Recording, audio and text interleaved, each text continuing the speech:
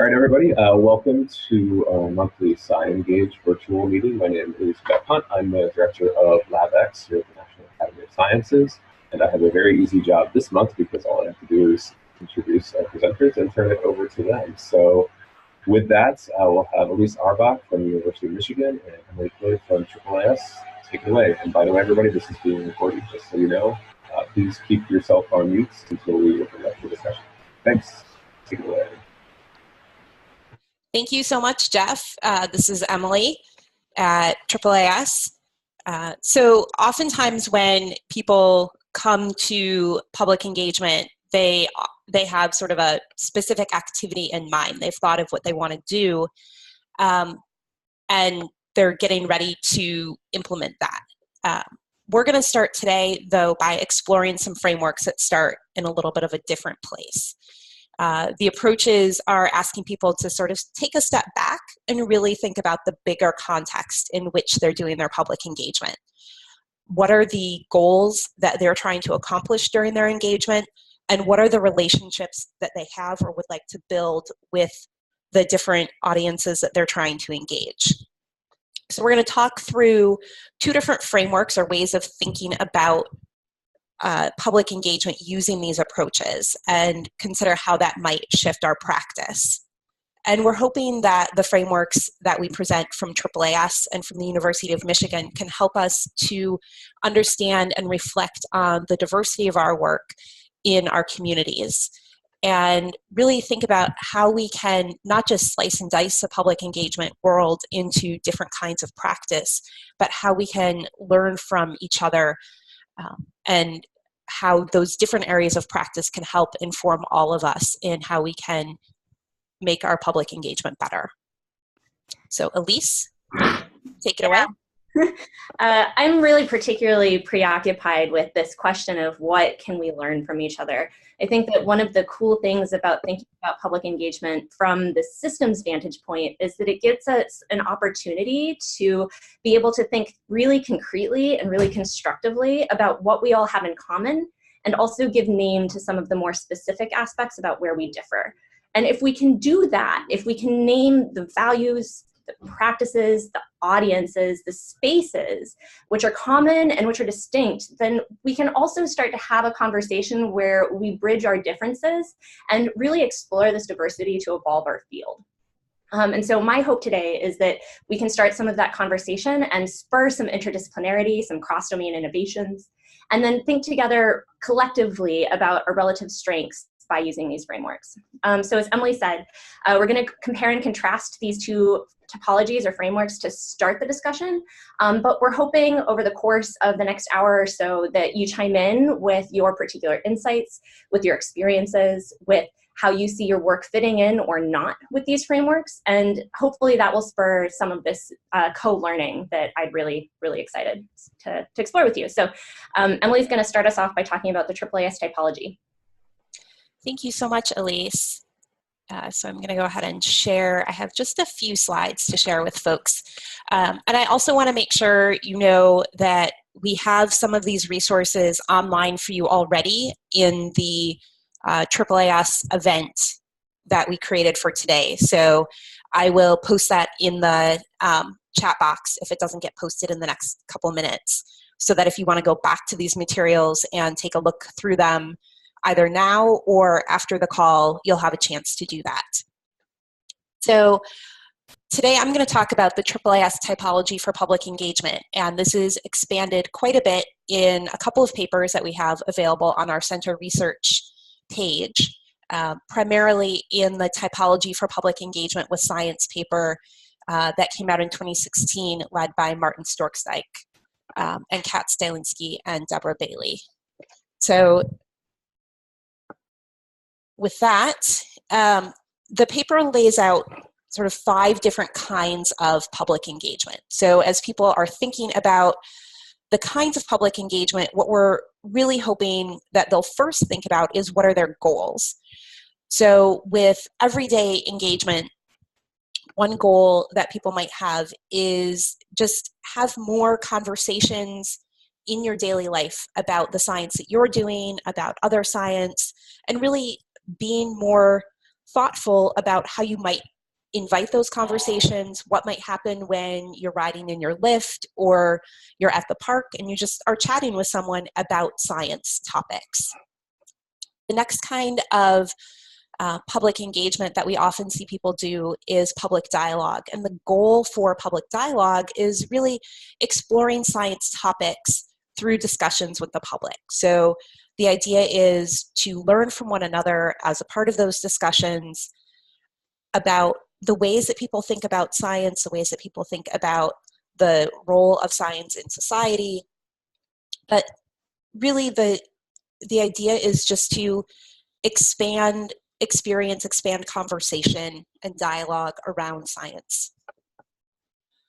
Another goal that people might have for doing public engagement or trying to engage with various members of the public is finding ways to integrate science into discussions about how to address societal issues. So sometimes this is a very formal policymaking process, going to speak with members of Congress, with a mayor or city council about how science intersects with a particular policy issue, but it can also be a broader discussion, a broader deliberation about how science fits into addressing a variety of societal issues. And so that's that third kind, policy deliberation.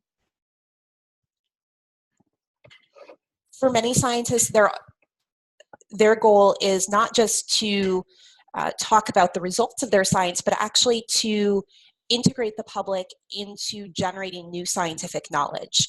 So finding out what the community is interested in learning about, finding ways to integrate members of the community into designing a study, collecting data, analyzing data, and reporting on the results. So this knowledge co-production is often, you might hear of things like citizen science or public participation in scientific research.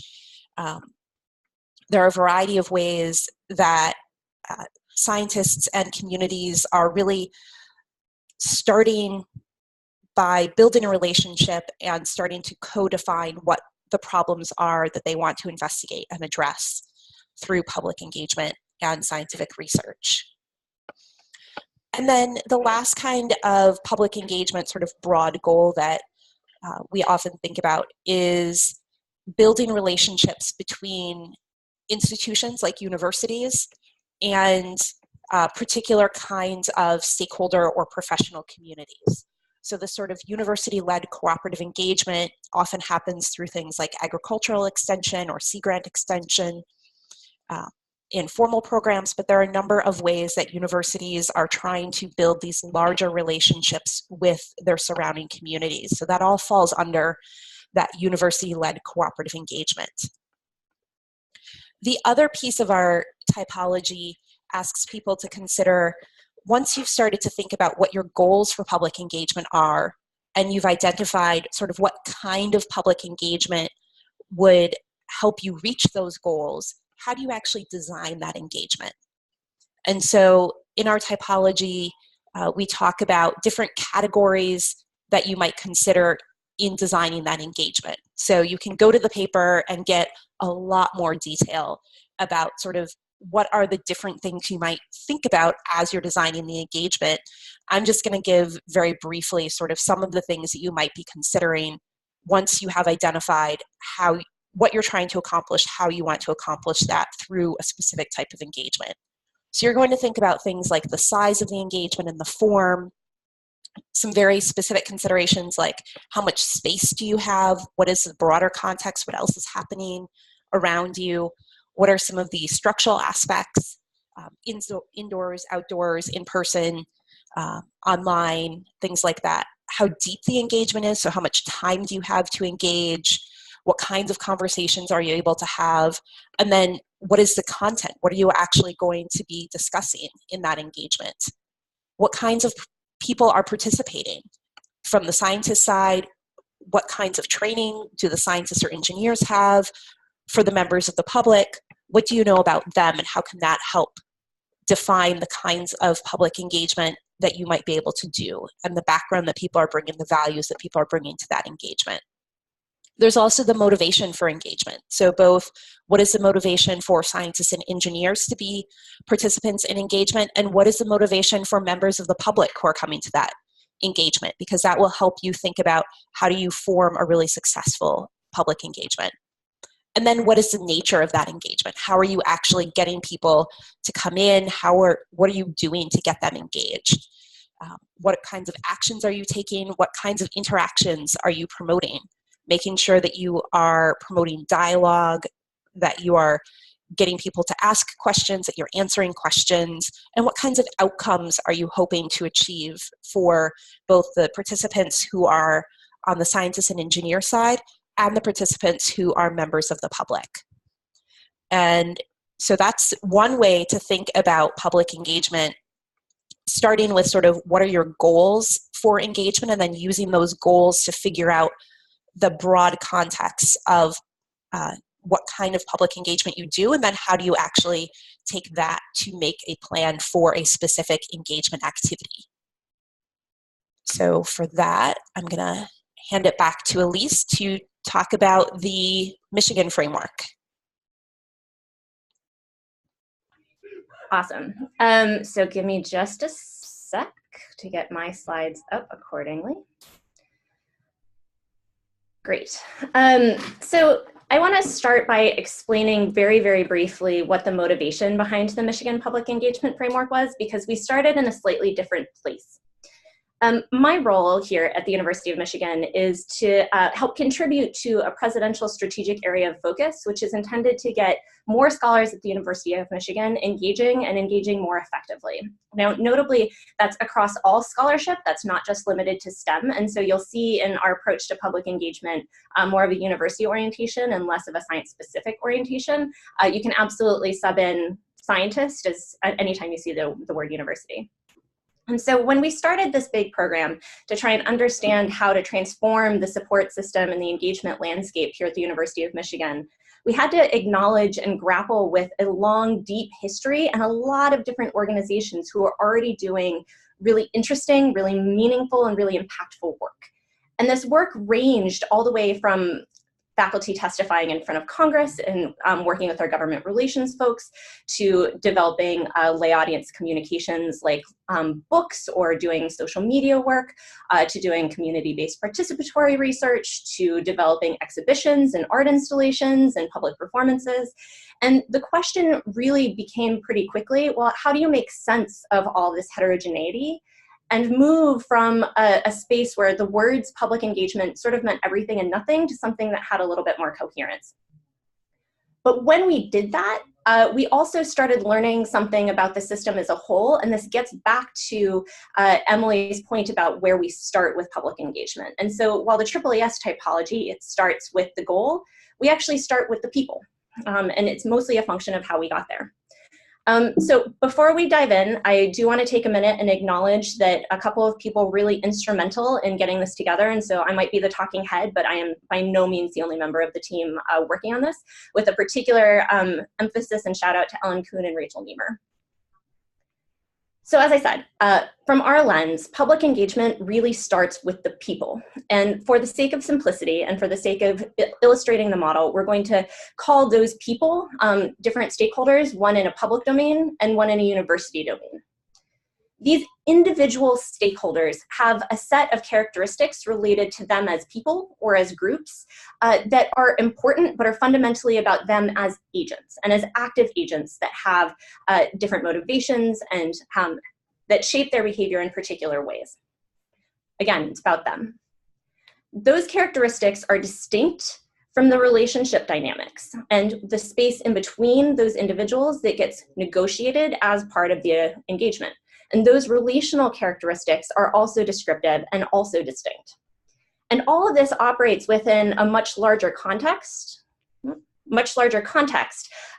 which has differing kinds of environmental factors and social norms that really shape the way that engagement expectations and opportunities and limitations really play out.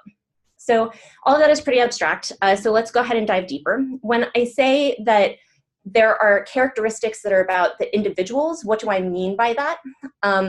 And I'll say that there are two sets of types of characteristics. There are things that are relatively descriptive and relatively static. They're the types of traditional things that you'll hear about when you say describe your audience, right? So it's the type of demographics that they have. If they have deeply held beliefs or value systems that are really core to them as individuals. If them or their communities have grappled with specific types of historical contexts, specific types of inequities, and especially if the stakeholders are groups as opposed to individuals, the size and similarity of those group dynamics are really important. But then there are also all of these other things that are really critical to the way that the individuals as humans enter an engagement relationship. But again, they're specific to them as people. And notably, each one of these characteristics, these variable characteristics, are things that you can describe. You can create a little story about like what the specific elements of how that characteristic manifests for that person and what that looks like. And you can measure it, at least to a degree. And so these types of variable characteristics include everything from motivation. So different stakeholders have a different willingness or interest in engaging with each other. The types of formal decision-making power and informal people-based influence that they exert over their communities. The types of resources that they can bring to bear or that they might have access to.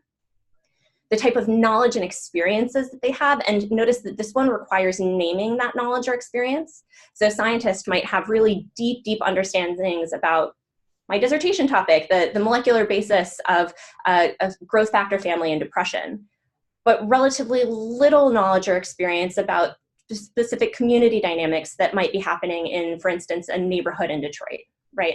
So if you name those things, you can create a space to grapple with whether you can recognize it, which the preview is a relational characteristic.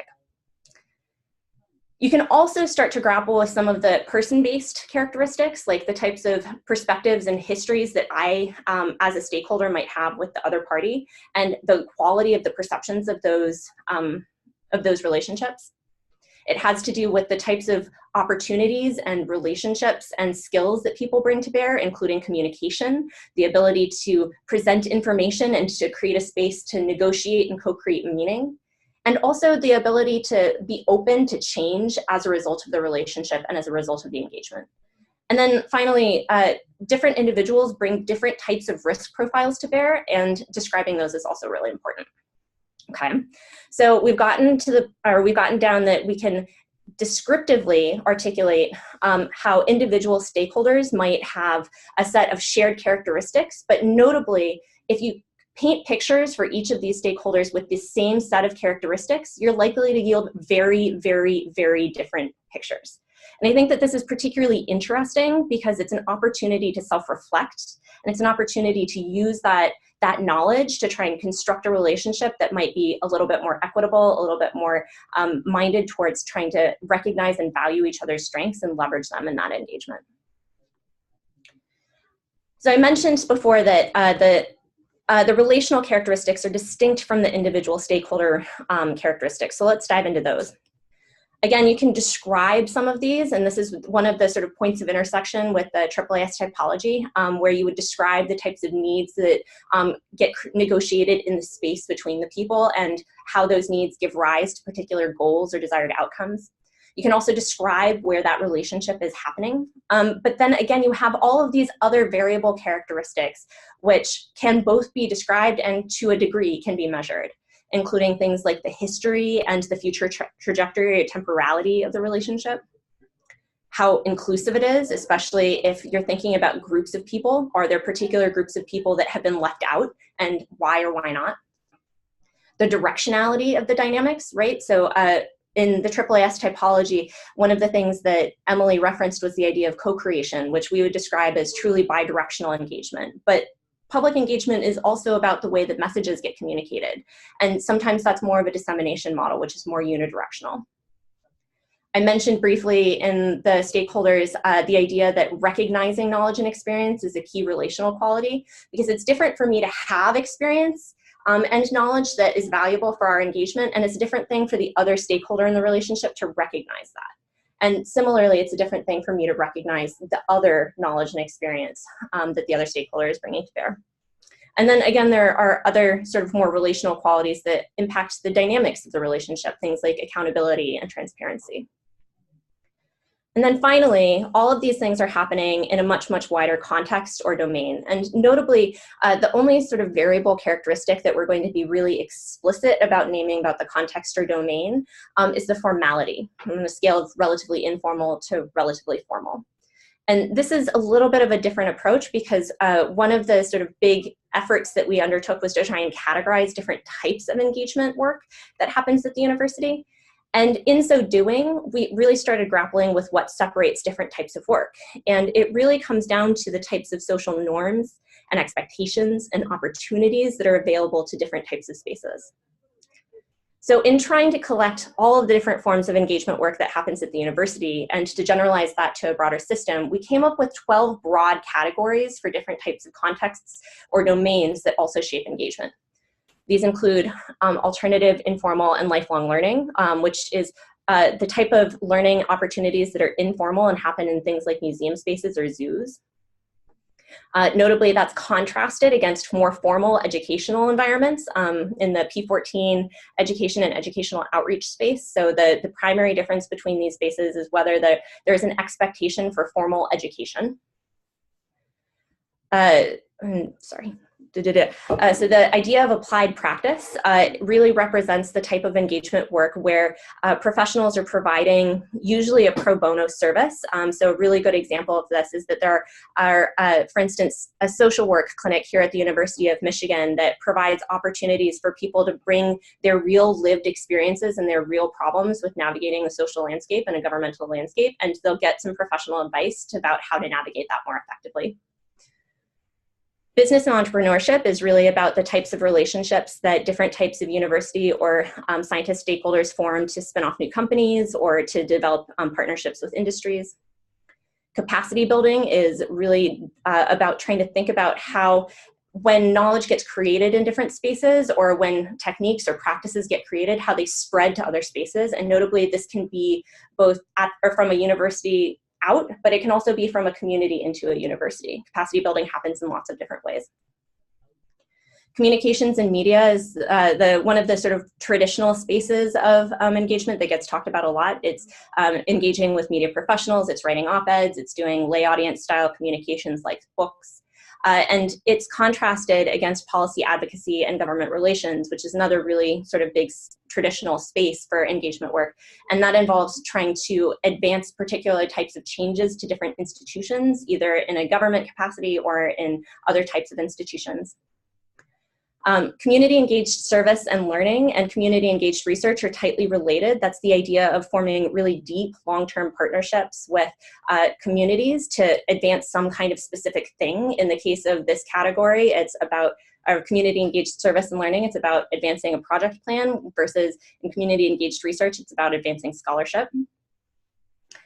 Holdings and collections is really about the types of artifacts, the types of collections, the types of, in some cases, land that different institutions have access to or have as part of their assets, and especially around the acquisition of these types of holdings and collections. It ends up being a really interesting space for engagement where the actors are a little bit different than in many of these other spaces. And the final two are one that I mentioned earlier, the idea of performance, exhibition, and installation. So in museums or in performance spaces, creating spaces for different audiences to interact with ideas in different ways. And finally, residency and internship programs, which involves the exchange of a person between a university or a scholarship or a science space and somewhere else.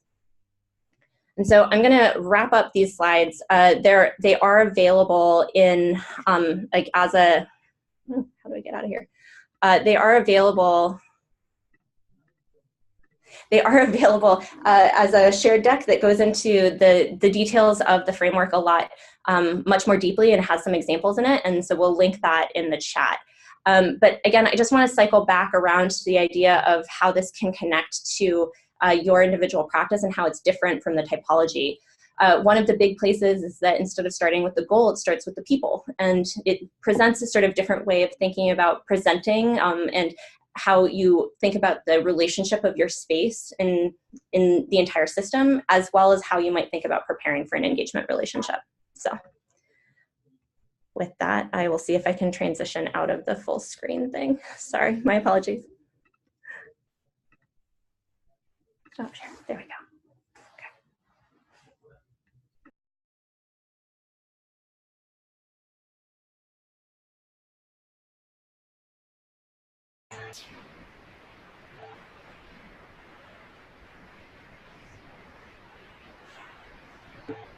Emily, back to you. So Emily, if it's helpful, we can start comparing and contrasting some of the more specific similarities and differences. Is that a good place to go now? Yeah, sorry, I was talking and I was on mute. That happens. Yeah, so I think one of the things that we wanted to talk through is just some of the big similarities and the differences between what we have in the AAAS typology and in the public engagement framework. And I think for me, one of the things that I get out of looking at these two pieces side by side is that they work really well together. Although they kind of start in different places and take different approaches to characterizing the work, they're really they really, I think, provide a fuller picture of how people might consider public engagement and really hopefully push people to thinking through public engagement as something that you're planning for, doing and evaluating, rather than just sort of taking opportunities as they come along, which I think is something that for many of us who are public engagement practitioners, that's something that we really want to work with scientists who are doing public engagement and with their institutions, is to think about how do we make this better supported institutionally, and how do we make sure that the programs that we're planning and implementing are actually achieving the goals that we want them to achieve. Yeah, I completely agree. I think that one of the things that I learned the most when I sort of sat down and thought really deeply about the differences and similarities between the AAAS typology and our approach was it feels like there are a lot of opportunities to think about how we train and what we're training, as well as how we're evaluating and what we're evaluating. And there's some specific points of like direct overlap around things like motivation and articulating goals. But there are also some other places where, like, I would be really interested to think from an interdisciplinary lens about how we might bring to bear an articulation of some of these ideas, especially if there are instruments or evaluation opportunities that already exist. So. Yeah. So do we want to maybe talk a little bit about some of the different ways that we might apply these to specific kinds of activities? Yeah, that sounds awesome. Like a good place. So for that,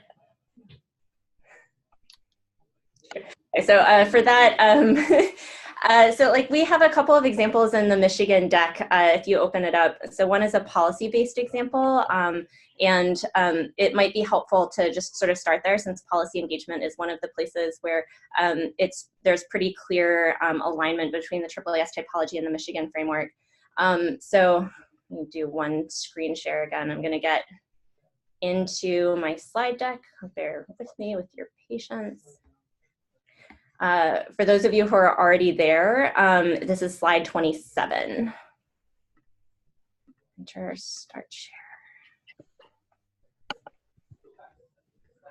Okay, so the vignette here is that we created a fictional person. This is a fictional account, although based on a real person, of somebody who's going to give expert testimony on the Hill. This person's expertise is around plastics and how plastics break down in the environment to form microplastics. And so in the Michigan framework, we would characterize the types of stakeholder relationships, or the types of stakeholder characteristics for this faculty member with descriptive characteristics like that they're tenured, they value evidence-influenced policy. This individual fishes in the Great Lakes and sees a lot of plastic pollution, and because they're an individual person, you don't have to worry about a lot of the group dynamics. And then we would go through each of these variable characteristics and both describe how that particular characteristic applies to them. So for instance, for motivation, their motivation is that they really want to make sure that Great Lakes are clear ecosystems that aren't polluted by plastics, and those microplastics are not influencing the ecology. So their motivation is relatively high. So it's both descriptive and pseudo-measurable. But then we can do the same thing for the Congressional Committee on Environmental Plastics, where we both describe some characteristics and articulate like the types of expertise that they have. So one really interesting place to play here would be, for instance, in knowledge and expertise. So this Congressional Committee likely has very, very high knowledge about policymaking and about environmental policy in particular, but may or may not have a high degree of expertise around microplastics, which is why they invited Dr. XYZ to come and hang out. You can also describe the engagement relationship, that you can talk about where it's happening and what the types of goals are, but then again, systematically work through some of these variable characteristics to really articulate like the types of dynamics that might govern the relationship. You would articulate that the domain is relatively formal and that it's probably mostly going to be in the policy, government, relations and advocacy space. So how would this example apply in your example, Emily? Sure. So I'm going to share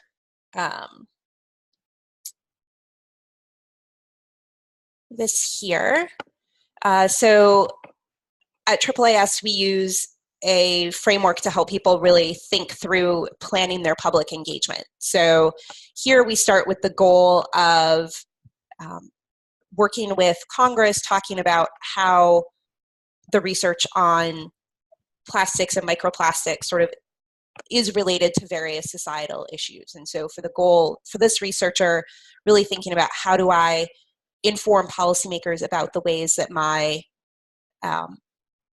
research applies to this societal issue that they're interested in. So the audience then is the policymaker. So in thinking through what are the particular characteristics of the policymaker, that will help the scientists really think through sort of what they might be able to connect on, where they might have some shared values or shared experiences, shared things they care about. And then also, what are some of the motivations of the policymakers? And using that goal and audience, then the scientists can plan their message and really think about what are sort of the key things that they want the policymakers to take away from the testimony or from the written testimony that the scientist provides. And then they actually go forth and they do the engagement activity, the testimony in front of Congress or the meeting with policymakers. And then after that, they reflect for themselves, and they may also get feedback from the policymaker about questions they had after that testimony. They may develop that relationship over time and be asked back. There may even be some formal evaluation in terms of, did the hearing result in a policy being passed? And were there citations to the scientist's work as a part of some of the policies that came about because of that hearing?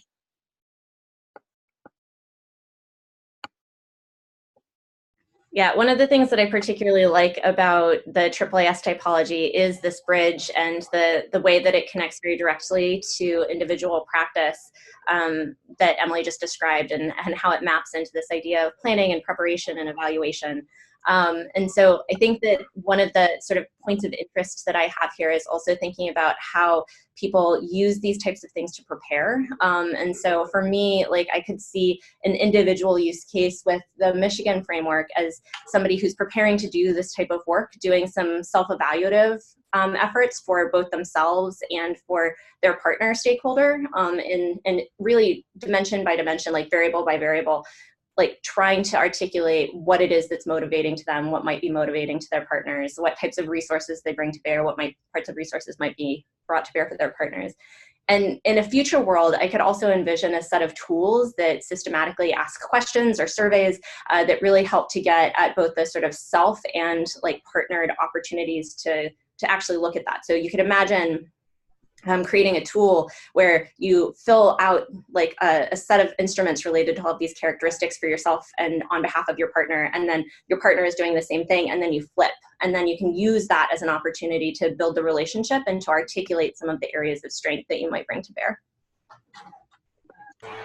Yeah. So perhaps we can dive into some of the questions that we're seeing popping up here.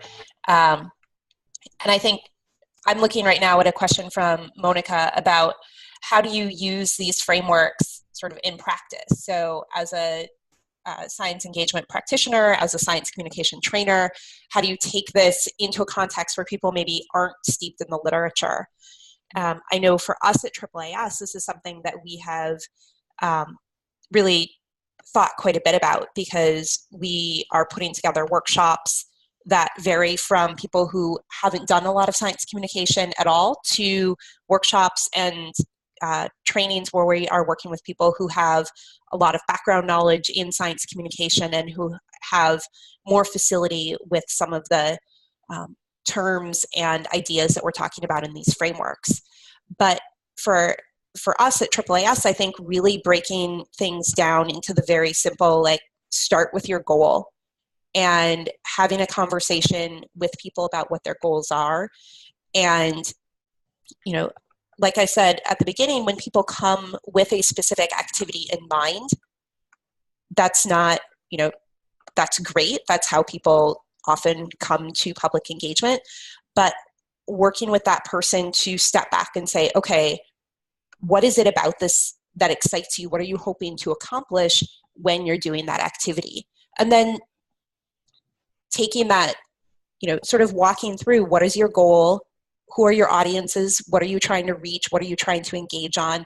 And then using that to design the activity. So really taking a step back and helping people think through that.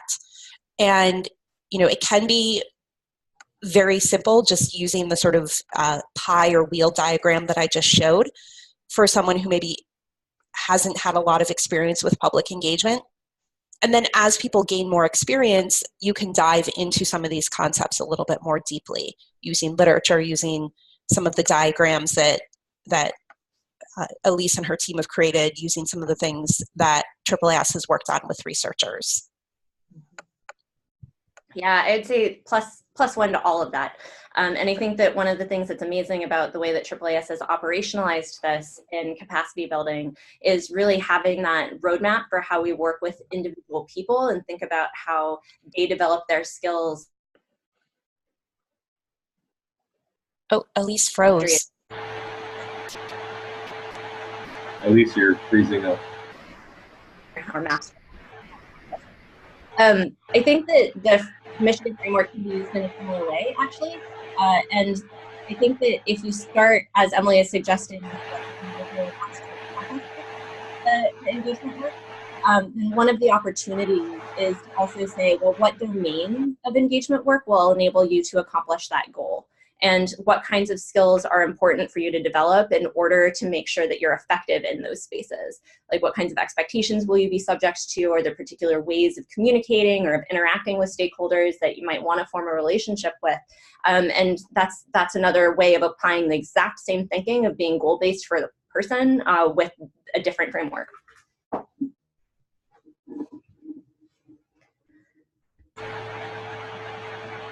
So Sarah makes a really interesting question, thinking about areas of overlap between the work of the people from the university. And this is actually one of the things that I am a little bit on a wonky level geeked about both the Michigan framework and the AAAS typology, which is that all of these things are intersectional, right?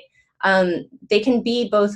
They can be multiple things at the same time. And I think to your point, like there is a lot of overlap in specific areas. So for instance, I pointed out the similarity between community engaged service and learning and community engaged research. Those frequently happen in parallel, right? And what differentiates them is the outcome. And to some degree, the practice and what you're actually doing. but I think that the point is actually really salient, which is that a lot of these types of activities cluster, and that's one of the reasons why the AAAS typology is such an interesting alternative way, or a different or contrasting way to really think about this work. Do you have anything to add on that, Emily? I just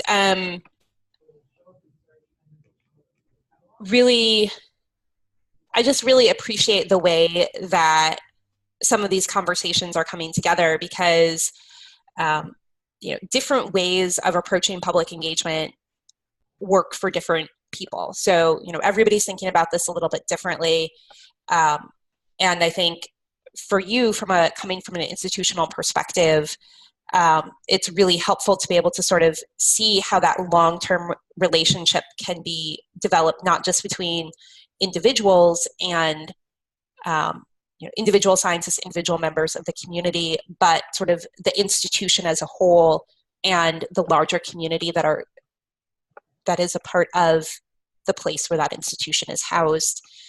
So I really like the way that these are sort of playing off of each other.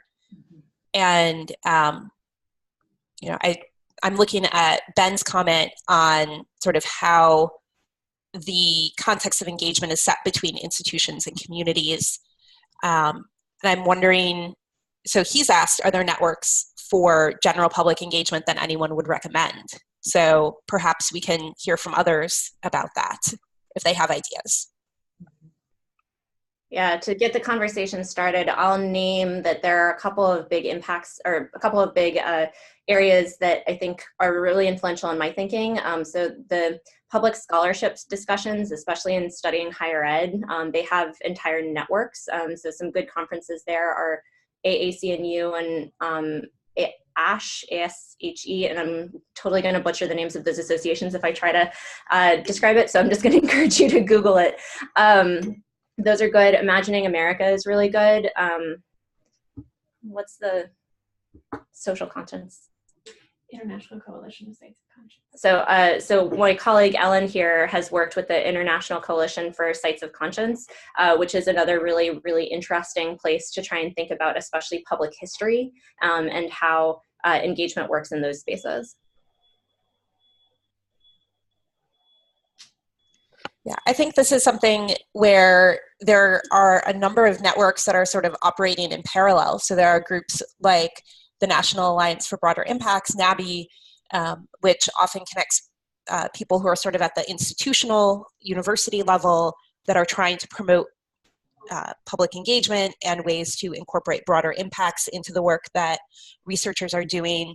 I think there are some networks within the practitioner community. For example, the group that Jeannie brought together via SciOut last fall.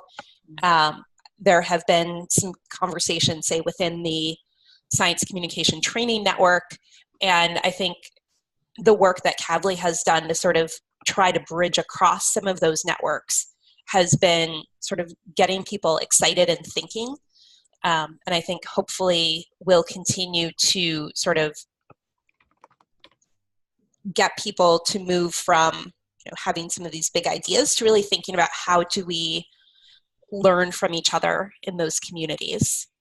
And thank you to Elyse for throwing up lots of examples of those. And then I also saw for individual scientists who maybe aren't quite sure how to connect within their institutions or who are looking for some inspiration, there are some new tools coming out.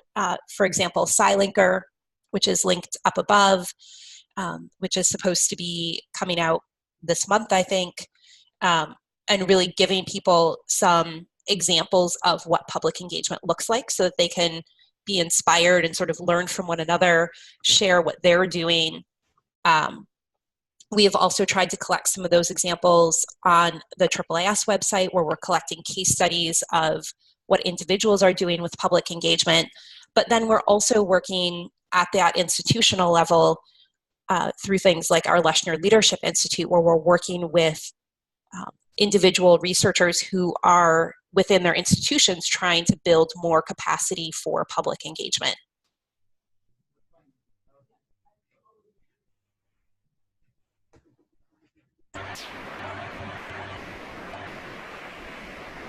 So are there others that people want to add in, either in the comments or, I think you can also jump in and actually say words.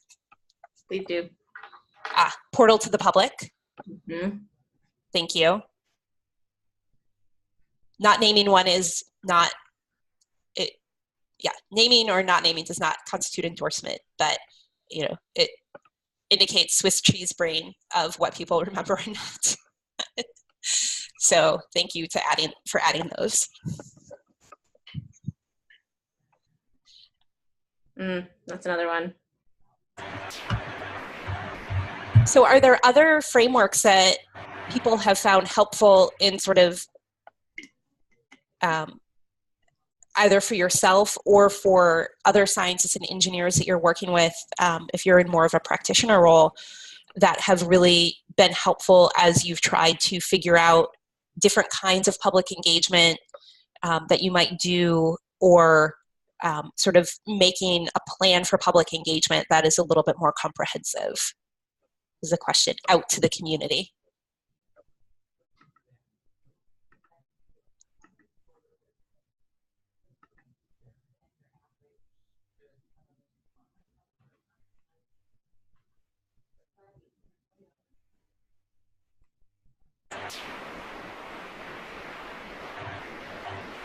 So I'm going to put Jeannie on the spot just because she wrote a question earlier, but Jeannie sort of asked, for people who are already using these existing typologies, how can somebody go deeper than this? If Emily or Elyse, you guys have recommendations on that, or anybody else? So for me, I'll say that since this thing is still developing, I don't have a good answer to that yet. I can tell you how we're going deeper, and maybe that will be helpful. And if that sparks ideas, or if you have suggestions about how we can go deeper better, please send them our way. So we're going deeper by doing some additional research in sort of two big areas. One is really around training and how these frameworks point to specific types of areas of training and what already exists around that training and capacity building. And one is in sort of more the evaluation space. So around training, we've started to have conversations around what engagement skills are broadly. So not just about communication, which is very, very important and very near and dear to my heart, but also around skills like facilitating equity and inclusive spaces. Also skills like what it looks like to ethically enter and engage and exit a community. Also skills like recognizing and combating implicit bias. And so we're trying to use the frameworks to really dive deeper into all of the different other types of skills that might be able to be brought to bear to make that engagement work more ethical and more impactful. So that's an area. And if there are particular areas that you see that could be really interesting, please come and talk. I'd love to have that conversation. The other one is that we're starting to dive into literature and collaboration with our library-based project to surface a bunch of evaluation instruments across different fields that different groups and people have used to measure some of these ideas like motivation or power. And we're hoping that if we can do that, then we actually might turn this conceptual framework, like this idea, into something that's more of a tool. What are other ways that people might use this to go deeper? I think for me, something that is really useful is considering how to move from the individual level to a more institutional level of implementing public engagement. So one of the things that I think that I know I have wrestled with in doing my own public engagement, and many of the other scientists and engineers I work with wrestle with, is how do you take doing public engagement from something that you do nights and weekends and when you can sneak out, to having it be something that is supported by the larger institution, that is something that is a part of your research, your teaching, and it's not a separate bucket. And so I think understanding what the different kinds of public engagement might be, what the different goals are, for those different kinds of public engagement can really be helpful in thinking through, how do I integrate this into my workload? Because for some people, having, being able to be a part of the community in designing research and having access to that community to do the research is essential to a research career, and to the kinds of research people are trying to do. For others, they might be looking at the science that they're doing and saying, you know, this isn't something that really fits with a broader community discussion of, you know, how does this research plug into my local community? But it could be a discussion of how that research relates to bigger policy questions. It could be a discussion of how that research actually contributes to things like the cell phones that we use and the mapping services that we use on our cell phones. And, you know, sort of making those, in some ways, kind of unexpected connections can be really helpful, but taking it back to what is that goal and how does that goal align with sort of my bigger goals as an individual scientist and to my institution's goals to be a part of the community in which it is located, can really help make some of those more institutional change type connections and really help people think about, how do I make public engagement sort of a piece of who I am as a researcher? Yeah, and similarly, I think that one of the things that I personally am really excited about as a trainer is in thinking about what is common across all of these different types of engagement spaces and what's specific, right? And if we can give name to the different spaces, we can also start to name the skills that make those different spaces interesting and unique, right? And if we can name those skills, then we can explore how to train. So I'm going to put a couple of people sort of out there as having particular skill sets, and so I'm going to apologize in advance if I'm mischaracterizing. But like Ben, for instance, has so much experience with festivals and events that like that capacity to build an environment that's informal and is fun and like is dynamic and has a lot of energy to it is a totally different skill set than you might use to write an op-ed or a policy brief. There are certainly overlaps, right? But like, I think that the question, when we can start exploring what's an individual question and what's a systems question, also enables us to name how we're contributing in interesting and unique and challenging ways. So speaking of Ben, we did promise Ben and Julie that they could have a couple minutes to tell us about a big event that they are working on planning. So perhaps we should let them do that. I think they actually had to leave. Oh no! Unfortunately. And Julie tasked me with being the one to pass the information along. So I'll imagine that I'm a mix of Ben Reedy and Julie Couchet, whatever that might look like. As most of you know, Ben and Julie run the Science Festival Alliance, and they have a yearly meeting that is now called the Science Events Summits. So it will be taking place June 3rd and 4th in San Diego. And it's really a great opportunity to meet people who are putting on these kinds of events, the ones that Elyse was just describing, in different areas. A lot of people from science festivals, but people from other kinds of live event activities attend as well. And it's just really a lot of fun to go to and to see sort of the energy that's in the room and the great things that people are doing. So I'll post a link in the chat, but that was the 60-second PR spot. We have another question, so get back on you. Great. Yeah, so I see we have a question as to sort of the difference between engagement and outreach and how to sort of shift the culture from a one-off outreach or communication to a longer-term engagement, which really is about investing in dialogue and over time building relationships. And I think there are different ways that people might think about this. But for me, one of the things when I first looked at the AAAS typology was understanding that everyday engagement piece, because I said, oh, well, yeah, of course I'm having conversations with my friends and family about climate change, or I'm, when I get in a Lyft or a cab and the cab driver asks me what I do and I say, well, I'm a climate scientist, having that that helped me sort of get over the hump of thinking about sort of the everyday ways in which science communication and public engagement had sort of infiltrated me as a person.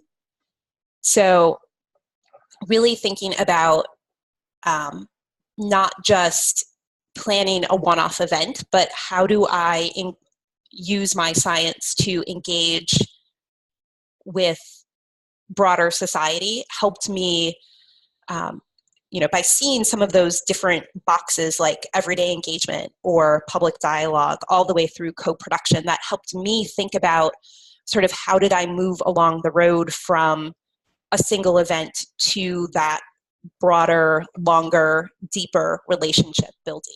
And who did I want to build those relationships with? Where did I see my own goals sort of intersecting with my ability to do public engagement?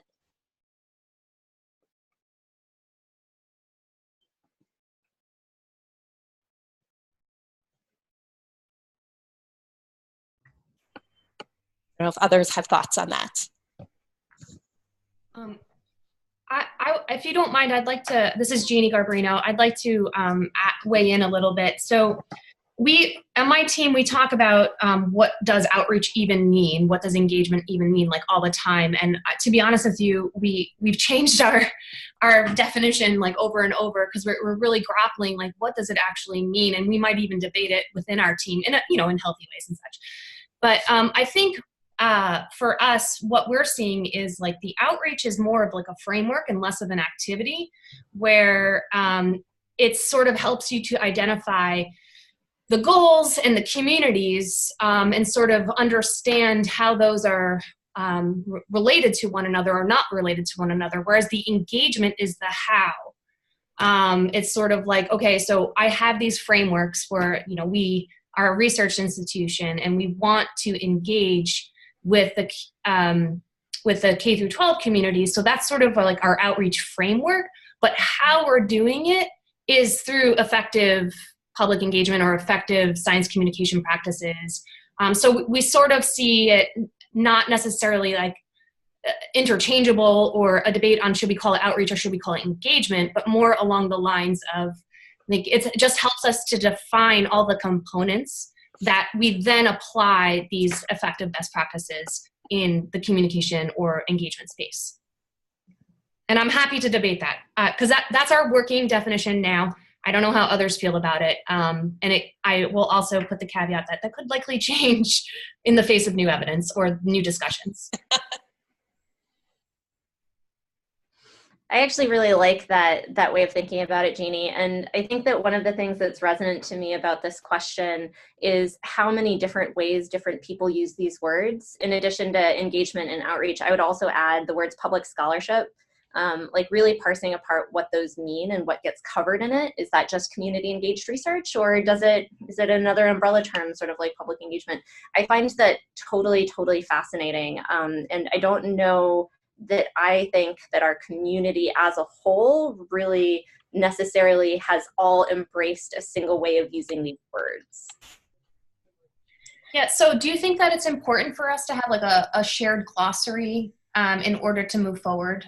Or do you think it's okay that we're all sort of describing the same stuff, but we have a different set of terminology, right? And so do you see that as inhibitory, or do you think that just doesn't matter, or is that even important as long as the goals are upheld and ethics and morals and blah blah blah, all that stuff is upheld?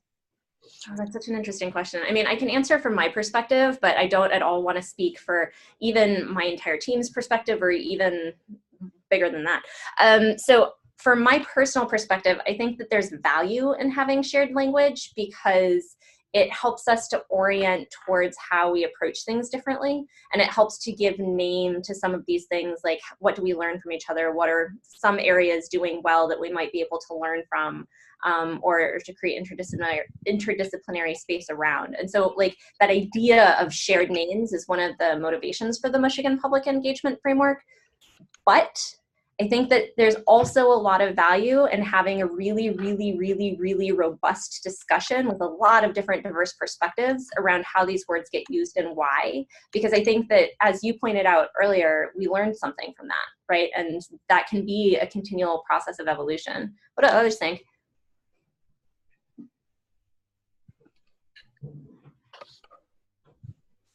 This is Sarah Kobilka.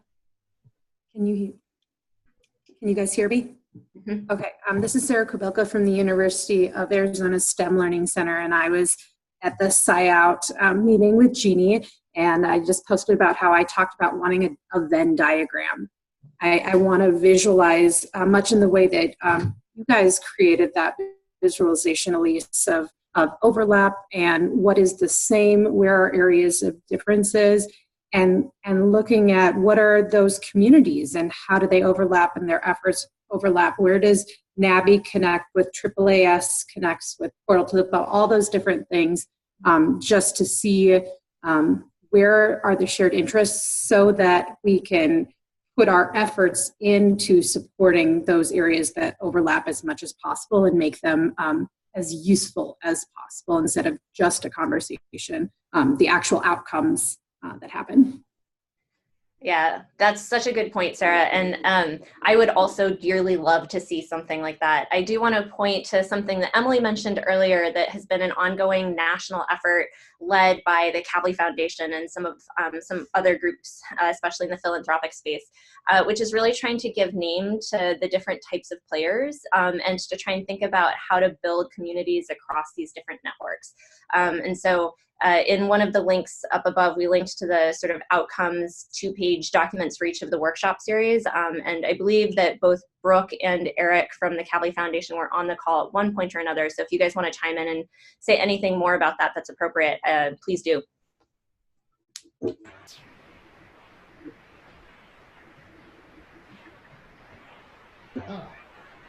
Thank you, Elyse. Can you remind me the question? What was it you love? I'd love to share about it, but just what's the question? Yeah, so the question was really trying to think about who the different players in these different spaces Right. are and how we connect and how we understand each other's work. Yeah, so I mean that's so critical, and thank you, Elyse and Jeff, and I see Emily just left the call for putting this session together. You know, I think it's really critical, and so many of us on the call are, boundary standers. So I think that's part of the answer there. There's both what we each do in our own roles to not be afraid to step out of our own community and interact with people in communities that have similar goals, but don't actually interact very much. So through our series of workshops that many of you have been part of, we've started to intentionally stir the pots and bring people together from the university world, with the informal science education world, with the SciComm world, where we've often found that the assumption is that maybe there isn't something to be learned from each other or to be gained from working together. But as people start actually talking with each other, they realize, oh, we're talking about the same things, just using different words. So I think it's really critical. And again, probably it's the personal level. Don't be afraid to go into the boundaries outside the edges of where you're comfortable, and then also some of these formalized relationships that have been brought together to bring leaders and individuals together, and we're really looking forward to continuing some of the convenings and some of the task groups that have come out of that work that will continue to stir the pot and create communication and meeting opportunities and working opportunities for people to work together across boundaries. So I'm going to take the opportunity to say thank you, Eric, and point out that we will have a fuller discussion of the Kavli workshops on our May version of the SciEngage meeting. I think it's time probably to wrap up because this conversation could go on and on, which is not a bad thing. But I just want to thank Elyse and Emily again for presenting and for leading us through a great discussion. Everything has been recorded. It will be posted on the AAAS websites where the links are. And I will hope to capture everything that everybody's included in the chat as well. So thank you, everyone. Next month, we will be meeting on April 19th, and we will have the folks from CASE presenting out from the ASIL PI meeting that took place last month, and some of the next steps that they're going to take from that. So with that, thank you, everybody, and we'll see you next time. Thank you, everyone. Thank you.